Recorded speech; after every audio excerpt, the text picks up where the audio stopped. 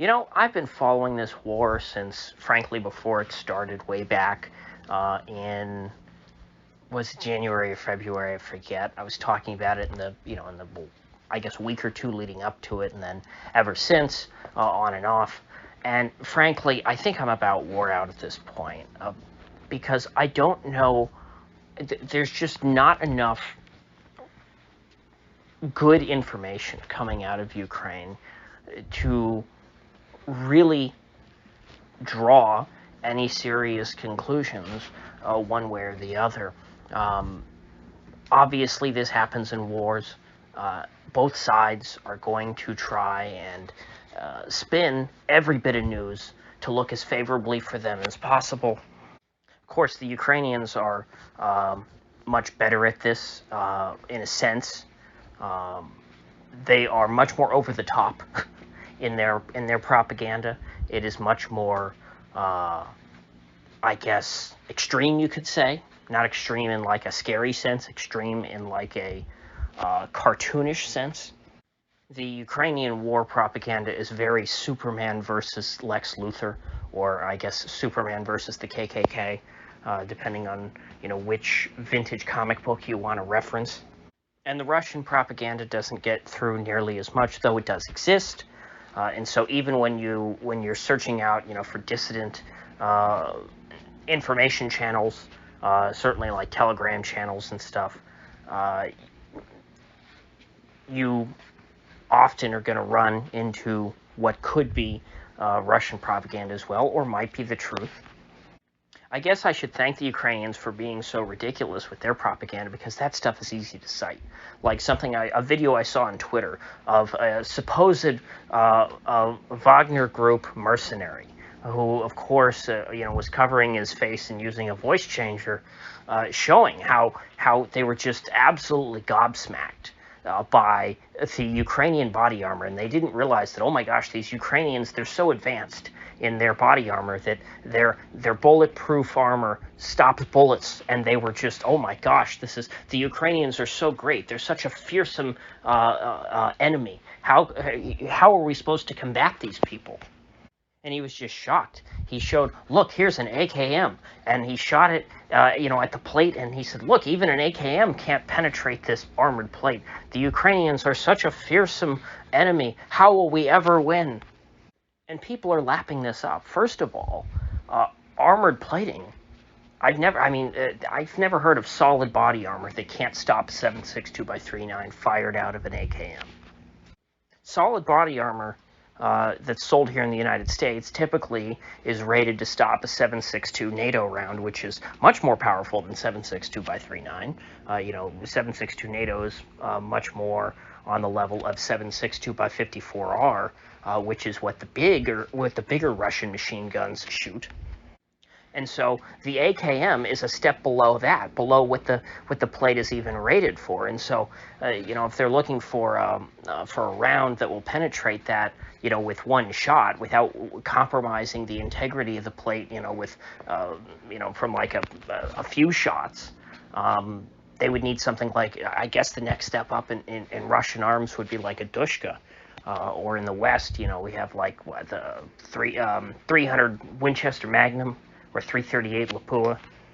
But this is basic stuff, I've never been in the military, and I know this crap. So obviously this is a propaganda video that was made for Western liberals who know nothing about guns or body armor. And then on the Russian side, we just keep hearing from the Ruskies that, we're going to have complete victory any day now, is kind of the Russian ongoing line that, tomorrow we're going to have all of our goals completed. I've been hearing the Russian side talk about Bakhmut for months. Honestly, I don't know that much about Bakhmut. I know it's somewhere in Donbass, and they say, well, it's a railway junction or something. But what I know for sure is that the Ruskies haven't captured it yet, and maybe they will capture it tomorrow. Maybe we are, just one day away from the fall of Bakhmut, but I do know also that it is one of many, many cities that has yet to be captured in the 4 oblasts that have been conquered by the Ruskies. Or, I'm sorry, yet to be conquered that have been in the 4 oblasts that have been annexed by the Ruskies, because they annexed territory that included lands that they have not yet conquered. And it's odd. Going into this, you would expect that in a war like this, one side would come out kind of looking good, relatively speaking, and the other side would come out looking bad. The question was, which side would it be? At the beginning, I would have told you, certainly I would think the Ruskies probably would come out looking pretty good, and the Ukrainians would come out not looking so good because, they're generally a much smaller and weaker country. But at this point, I think both sides look pretty bad.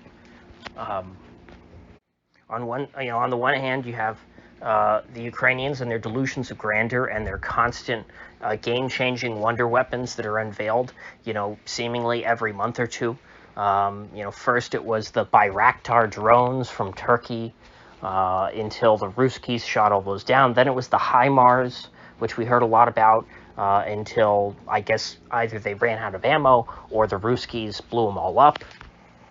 And there have been other wonder weapons, game-changing things too in the past. Oh, I remember the javelins, and people were naming their daughters Javelina in honor of the I think they were British Javelin shoulder-fired missiles or something. They were supposedly the bane of the Ruskies' existence. The Russian army could not combat you never hear about the javelins anymore.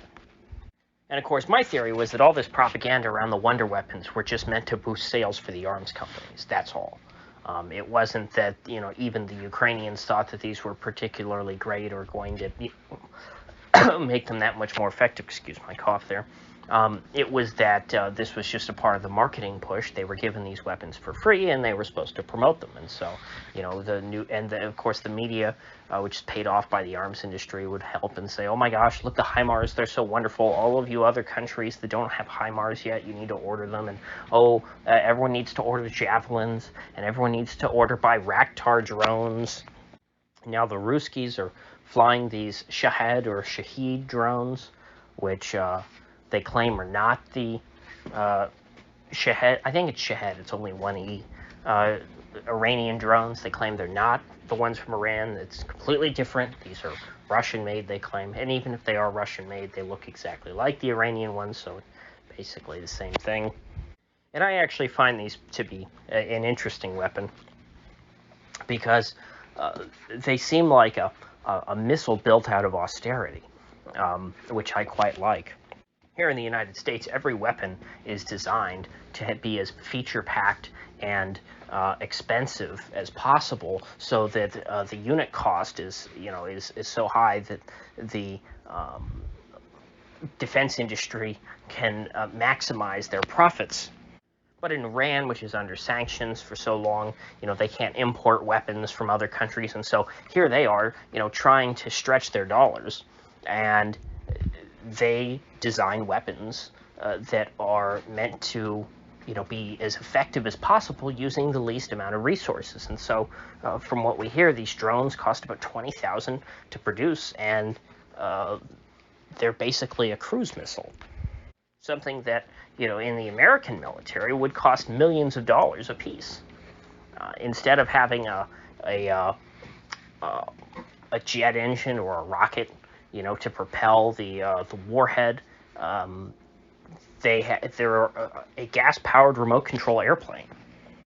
It's a little 50 horsepower two-stroke motor, air-cooled two-stroke with no fancy electronics. Appears to be a copy of a very small German aircraft engine. You mix the gas 25 to 1 or 50 to 1, and then you just start it up and let it fly. And I guess the main way that they do it is they program in the coordinates of where it's supposed to fly, and then it just, lands there and it goes boom. And so if I were running a military, this would be something that I actually would look into trying to buy because of, what they do relative to the cost. The Ukrainians have had a tough time shooting them down. Apparently they've been having to scramble fighter jets to try and take these down.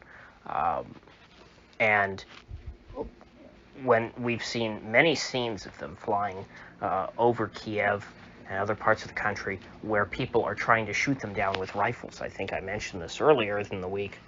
In fact, I know I did, because I talked about the Kiev Dorito Blitz. Um, and while that seems to have, knocked out power utilities to a certain extent, um, I don't know if that will be enough to get things moving in either direction. The Ruskies, obviously, they're a big country, and they can afford to keep this up. They can afford to keep on doing what they've been doing. I don't think that the Ruskies are in a position where they have to withdraw. I mean, look at the United States and how long they were in Afghanistan, halfway around the world. The Ruskies are fighting a war right next door. They're not sending stuff over on C-130s or C-5 Galaxies and giant, Navy ships, through the ocean across the planet. The Ruskies are just trucking men and supplies across the border. I don't think that this is, a very costly war for them to maintain on a relative basis, of course. I think obviously that this war has cost a lot more to the regime in Kiev than the one in Moscow. It is Zelensky who has to go around to the U.S. Congress and beg them to pay his budget deficit because, of course, I can't imagine that anyone would want to be buying Ukrainian bonds right about now. All things considered, though, this could go on for a very, very long time without much change. And the way Putin has been talking lately, he seems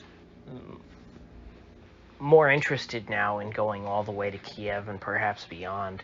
And so who knows what the Ruskies' long-term plans are and if those plans will change. And so even though I know it won't be, because I'm sure there will be something that comes up that I want to talk about, I feel like this will be this should be, put it this way, I feel like this should be my last video talking about the war in Ukraine for a very long time, because it doesn't seem like much is really changing. I mean, the only thing that we've had recently is a change of leadership on the Russian side. The guy, what's his name? I'm going to butcher his name. Surovikin or something. If I saw it spelled out, I could do it. I'm just trying to remember based on memory. Or is it Surovikin? It's something like that. Or Surovikin. Maybe with a K. That might be it. Anyway, that guy we're hearing is a more aggressive warfighter. And so that's why we're seeing these Shahed drones flying and taking out, the electricity in Kiev and whatnot. And they've got all those drafted conscript mobilized troops, the 350,000 in the pipeline, and I guess those haven't made their way to the front line yet. So maybe that combined with the more aggressive guy, we could see a surge, not to use that cursed term. Those of us who follow American foreign policy should cringe at the idea of a surge, or at least the term surge in the context of war fighting. It's not associated with victory in the American context, but I guess the Ruskies, maybe they'll hope to have a different luck. And so I'll leave that possibility open for them. So with that said, I should see you folks back here tomorrow. I'm feeling, I think, a good bit better today. We'll see if I get worse in the afternoon. It's the afternoon and evenings that have been really tough for me recently. But hopefully I'm over my cold or whatever it was. I don't think it was the Wu flu. Someone who got sick after coming into contact with me took a Wu flu test, and it was negative. I guess they were interested in trying to get prescribed that Paxlovid that Pfizer's been pushing. I can't say that I would trust that after the debacle that has been the Pfizer jabs. But hey, everyone's different and they're entitled to take their own risks. But anyway, that person's test was negative and they got sick from me, so I think I just had a cold, although it was a pretty bad cold and an unusual one. I think I only sneezed maybe once or twice. So, with that said, bye-bye.